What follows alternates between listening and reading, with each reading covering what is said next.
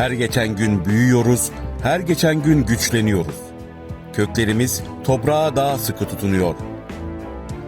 Hedeflerimiz gerçeğe dönüşürken hayatlar başarıyla taçlanıyor. Amacımız özel bireyleri hayata katmak, her birinin yeteneklerini keşfetmek, umutlarını yeşertmek. İmkansız denilen başarıları kucaklamak, farkındalık yaratmak, haksız rekabeti ortadan kaldırmak ve her bir özel bireyin özel olduğunu hissetmesini sağlamak.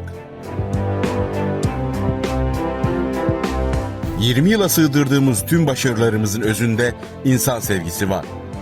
İnsanın gücüne olan inancımızla sağlam adımlar attık ve atmaya devam ediyoruz.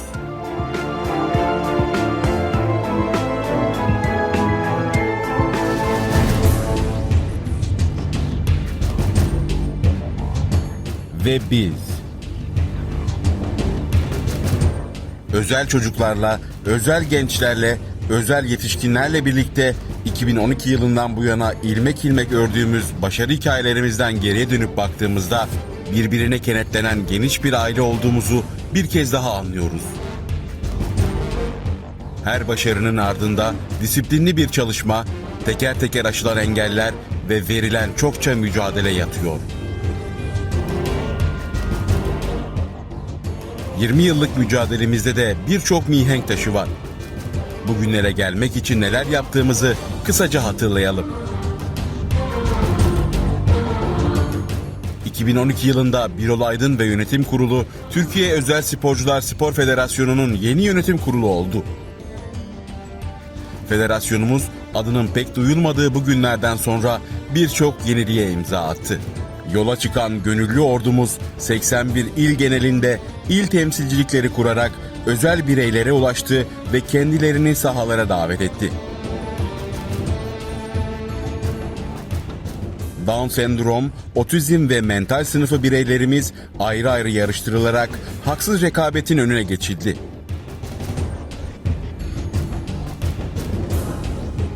Her branş için milli takım kadroları oluşturuldu.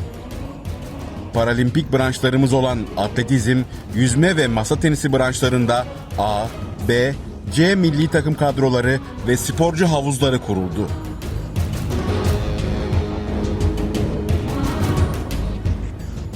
Yalnızca 2 sene sonra 2014 yılına geldiğimizde gerek kulüp gerekse sporcu sayılarımızda rekor artış gözlemlendi.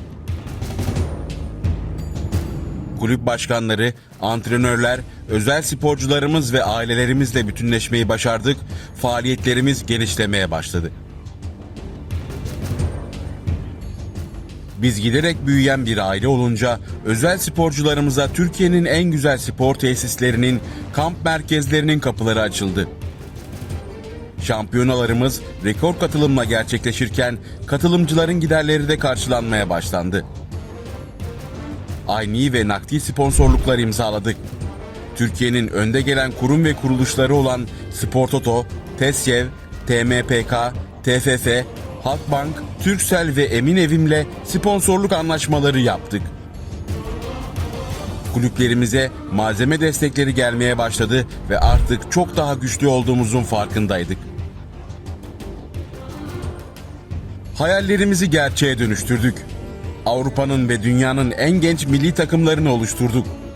Federasyonumuz tarihinde ilk kez para atletizm branşında Tokyo 2020 Paralimpik oyunlarına doğrudan katılım hakkı elde ettik.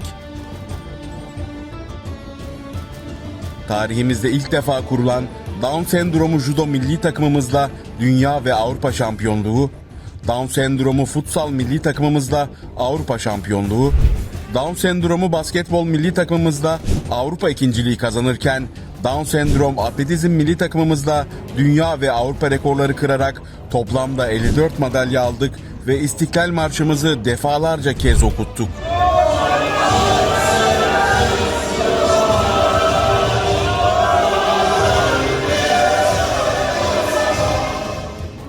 Medya artık gönüllü ordumuzdan ve hedeflerine kitlenen özel sporcularımızdan bahsediyordu.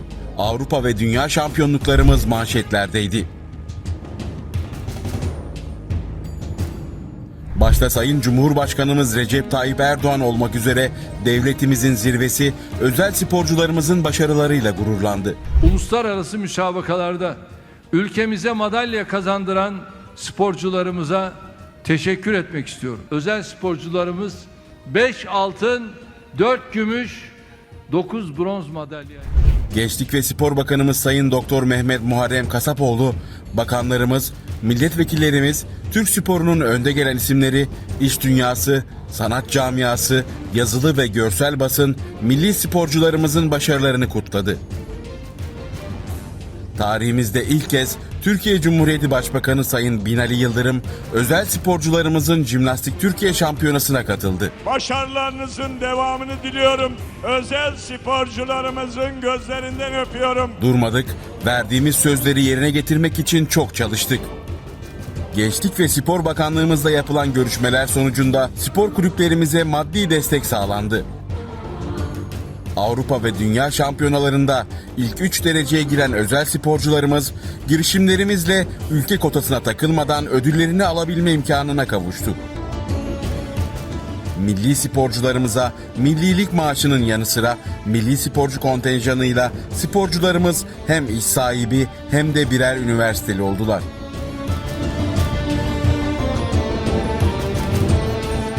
Birol Aydın, yönetim kurulu ve gönüllü ordumuz faaliyete başladıktan sonra lisanslı sporcu sayımız 450'den 30 binlere yükseldi. Federasyonumuz 1 Ocak 2013 tarihinden 1 Kasım 2021 tarihine kadar Avrupa ve Dünya şampiyonalarında 105 altın, 146 gümüş, 133 bronz madalyayla 21 kupa ve onlarca dünya ve Avrupa rekorunu ülkemizde buluşturdu.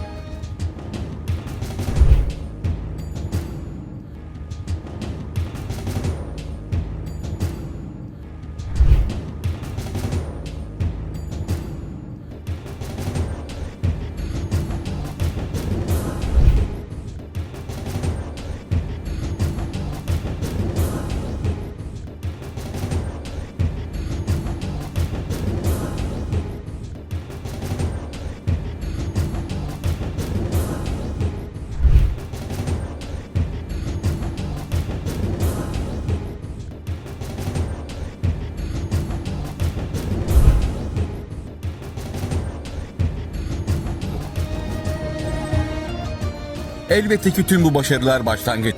Yalnızca gelecek başarıların habercisi bizler için. Her şey özel sporcularımız için. Durmak yok, ilkleri yapmaya devam.